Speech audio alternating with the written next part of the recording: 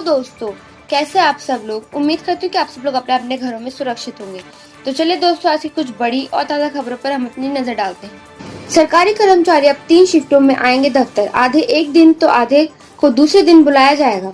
राज्य सरकार ने लॉकडाउन 4.0 में धीरे धीरे चीजों को पटरी पर लाने का काम शुरू कर दिया है। सरकारी दफ्तरों में कामकाज को और गति देने के लिए अब 50% कर्मचारियों को ड्यूटी पर बुलाने का फैसला किया गया है। आधे कर्मचारी एक दिन आएंगे और आधे दूसरे दिन। इसके साथ ही सोशल डिस्टेंसिंग को सुनिश्चित करने के लिए कर्मचारियों को 3 शिफ्टों में बुलाया जाएगा। पहली शिफ्ट प्रातः 9 बजे से शाम 5 बजे तक, दूसरी शिफ्ट प्रातः 10 बजे से शाम 6 बजे तक और तीसरी शिफ्ट 11 बजे से शाम 7 बजे तक होगी। सोमवार को ईद की छुट्टी रहेगी। मंगलवार से प्रदेश के सभी दफ्तरों में नई व्यवस्था लागू हो जाएगी। इसी के साथ दोस्तों, एक लाइक तो बनता ही है और सब्सक्राइब भी जरूर कीजिए और अपने दोस्तों के साथ वीडियो को ज्यादा से ज्यादा शेयर कीजिए। चलिए दोस्तों, आगे कुछ कोरोना अपडेट की ओर नजर डालते हैं। तो दोस्तों, अब तक अपडेट आ रहा है कि पूरे देश में 1,25,000 के पार पहुंचा कोरोना वायरस, जिसमें से 51,783 लोग रिकवर हो चुके हैं। वहीं 3,720 लोगों ने अपनी जान गंवाई। वहीं राजधानी दिल्ली की बात करें तो दोस्तों, दिल्ली में 12,319 टोटल केसेस सामने आए हैं, जिसमें से 5,214 लोग रिकवर हो गए हैं। वहीं 208 लोगों ने अपनी जान गंवाई है। चलिए दोस्तों, अगले अपडेट को नजर डालते हैं। एक दिन में सर्वाधिक 228 नए मरीज मिले। सारण में के एक संक्रमित पीएमसीएच में मौत। बिहार में शनिवार को वैश्विक महामारी कोरोना के 228 मरीज मिले। ये मरीज 24 जिलों के हैं। यह राज्य में एक दिन में सर्वाधिक नए मरीज का आंकड़ा है। इससे पहले एक दिन में सर्वाधिक 211 मरीज 21 मई को मिले थे। स्वास्थ्य विभाग के मुताबिक राज्य में कोरोना पॉजिटिव मरीजों की संख्या बढ़कर 2,394 हो गई।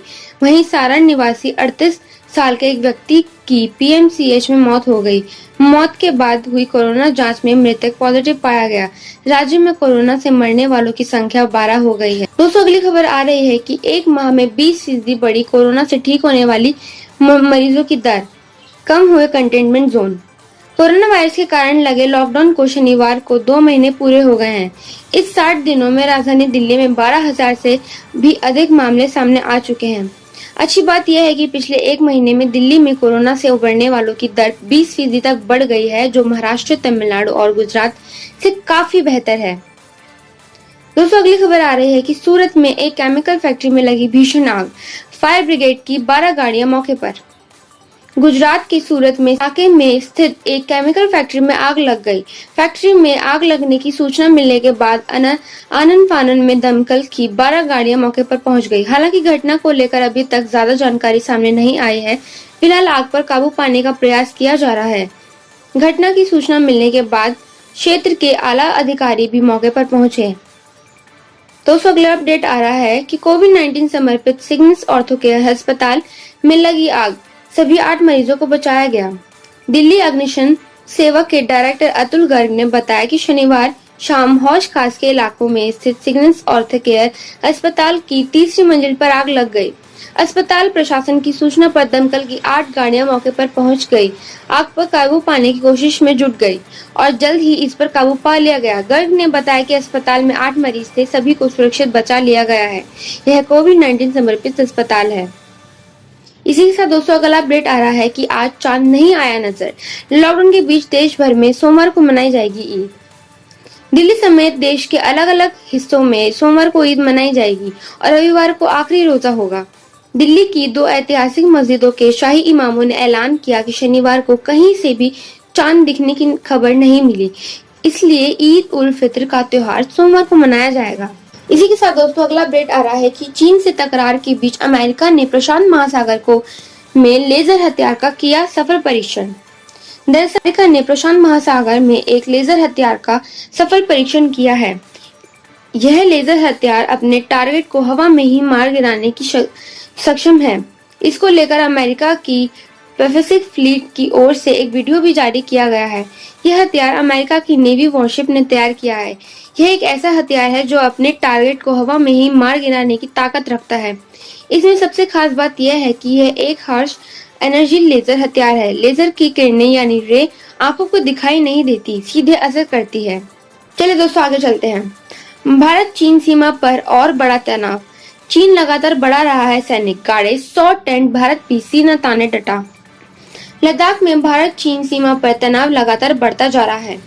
चीन पेंगोंग त्सो झील और गलवा घाटी में लाइन ऑफ एक्चुअल कंट्रोल पर लगातार सैनिकों की संख्या बढ़ा रहा है।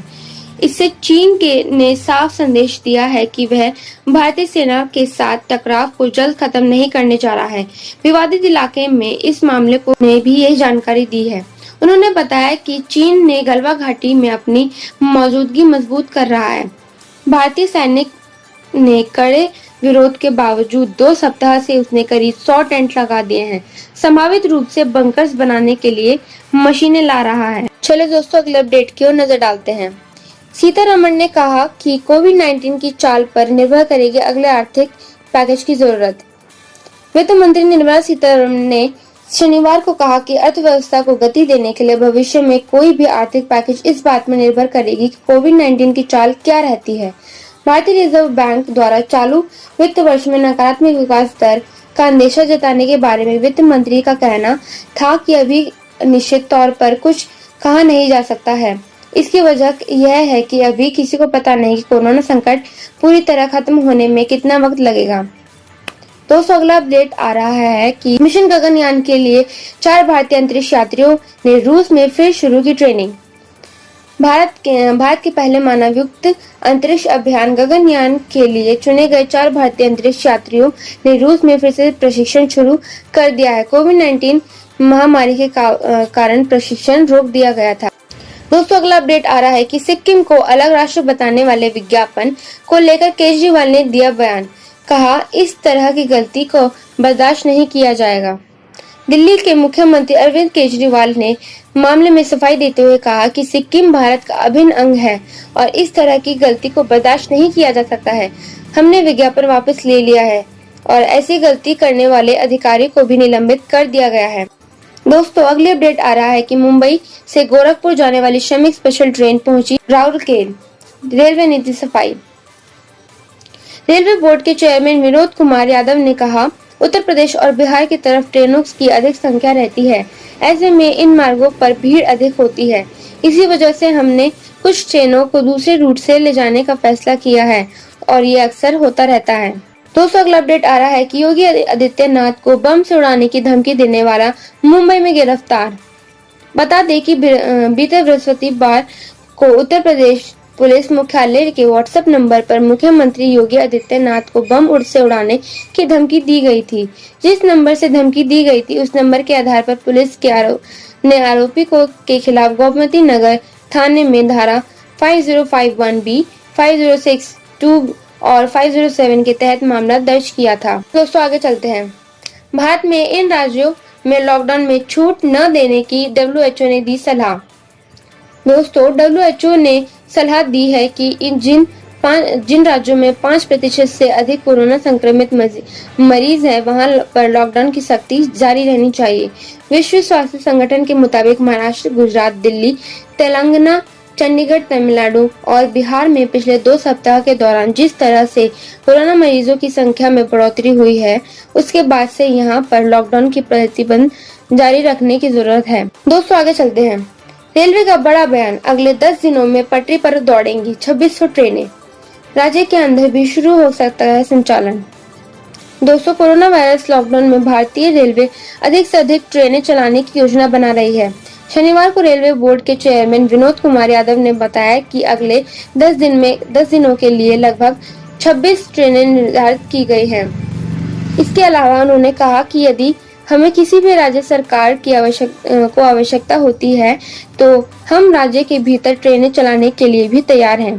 तो अगली खबर आ रही है कि प्राइवेट स्कूलों को बड़ी राहत, अभिभावकों को जमा करवानी होगी अप्रैल-मई महीने की स्कूल फीस।